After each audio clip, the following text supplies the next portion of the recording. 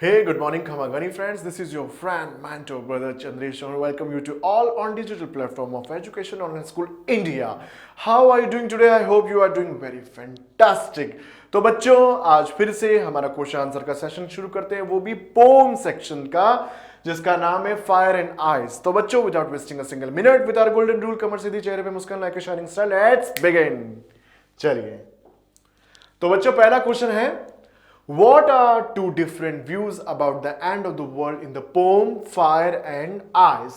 भाई ये जो पोम है फायर एंड आइस, तो इसके अंदर वो दो डिफरेंट व्यू क्या है जिसका कारण दुनिया का अंत होगा, जिसके कारण दुनिया का अंत होगा। तो हम देखते हैं, The two different views of people regarding the end of the world are fire and ice by the desire and hatred. तो इसमें दो चीजें बताई गई है जिसके कारण दुनिया का अंत माना जा सकता है, वो है फायर एंड आइस। और यहां फायर एंड आइस का मतलब होता है कि हमारी डिजायर, हमारी इच्छाएं, और हेट्रेड, हमारे अंदर नफरत की भावना, नफरत का जो बीज है, नफरत की जो भावना है, नफरत की जो भावना है ना बच्चों, वो कारण हो सकती है दुनिया के विनाश के लिए। बच्चों आया समझ में बच्चों? तो आगे बढ़ते हैं। चलिए, अगला क्वेश्चन है, what does the poet think about the end of the world? अब यहां पर कह रहा है कि पोएट क्या कहना चाह रहा है कि जिससे दुनिया का विनाश होगा, दुनिया का सर्वनाश होगा, डिस्ट्रक्शन होगा। The poet thinks about the end of the world that people think fire is the main cause of destruction. तो पोइट यहां कह रहा है कि दुनिया का अंत लोगों के द्वारा यह है कि लोग सोच रहे हैं कि दुनिया का अंत आग से होगा, अग्नि से होगा, जिससे दुनिया का विनाश होगा। But by the end of the poem it says, बेटा ये सेज नहीं है, ये है says. Okay, but by the end of the poem he says that both fire and ice are equally destructive. लेकिन कविता के अंत होते होते हमें यह कवि ये बता रहा है कि दुनिया का अंत दोनों से होगा, फायर से भी होगा और आइस से भी होगा। Both have the same power of causing destruction. बेटा इसे पावर नहीं पढ़ते, पावर नहीं होता, पार, सिर्फ पार। तो both have the same power of causing destruction. तो फायर और आइस में दोनों ही में इतनी क्षमता है कि वो दुनिया का, संसार का सर्वनाश कर सकती है। तो ये कारण है, बताया जा रहा है पोएट के द्वारा। चलिए आगे बढ़ते हैं। What do fire and ice symbolize in the poem Fire and Ice? Symbolize का मतलब जिससे मिलता जुलता।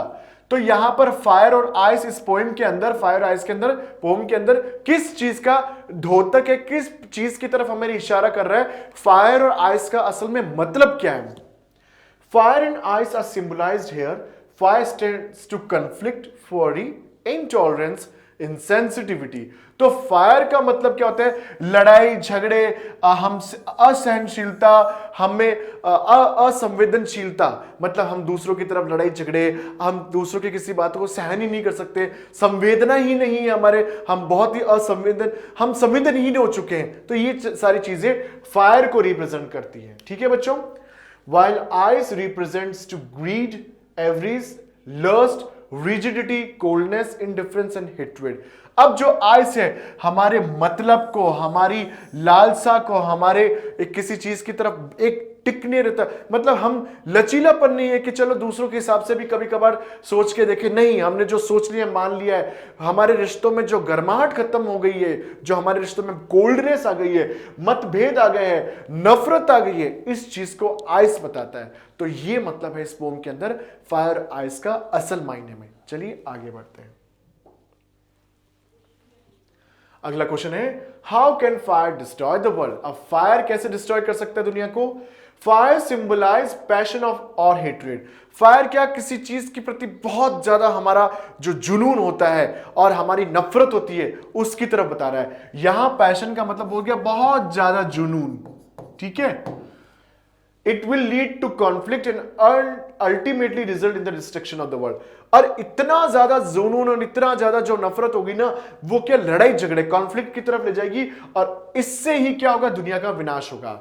Fire represent desire that is fervent, consuming, always wanting more, ice represent हेटेड it is hard and cold.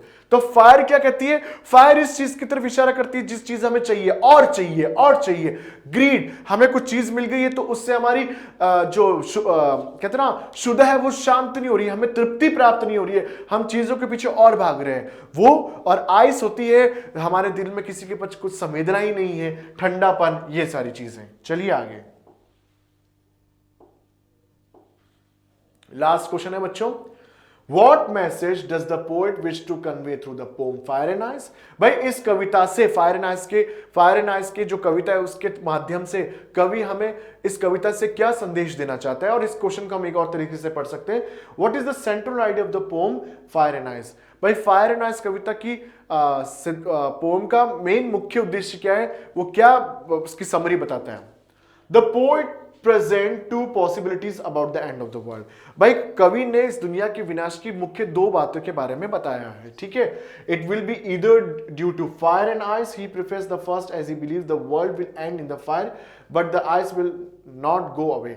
अब वो कह रहा है कि दुनिया को विनाश फायर और आइस दोनों से हो सकते हैं, पहले फायर से हो सकता है, दुनिया खत्म हो सकती है, लेकिन आइस भी उतनी की उतनी जिम्मेदार होगी। तो ये मेन है कि हमारे दिलों में जो नफरत है, हमारे दिलों में जो दूसरों के प्रति इनसेंसिटिविटी है, जितना हमारे रिजिडनेस है, ये सारी चीजें हैं जो दुनिया का विनाश करेगी। तो बच्चों आई होप आपको इस पोम फायर एंड आइस के कुछ आंसर समझ में आए होंगे। कोई डाउट है तो आप कमेंट बॉक्स में जरूर बताइए, मैं एड्रेस करूंगा। ओके, जो हमारे नए पुराने व्यूवर्स हैं, I sincerely request, please go and subscribe our channel, bell icon को प्रेस करना ना भूलिए ताकि आप हमारे अपकमिंग वीडियो से जुड़े रहिए। और बाकी के लिंक हमने डिस्क्रिप्शन बॉक्स में दे रखी है, आप जाके उसे देखिए ताकि वो भी आपकी काफी हेल्पफुल साबित हो सकते हैं। अंटिल देन, तब तक stay tuned. This is your friend, mentor, brother Chandresh saying you goodbye. God bless you all. Thank you. Enjoy your day.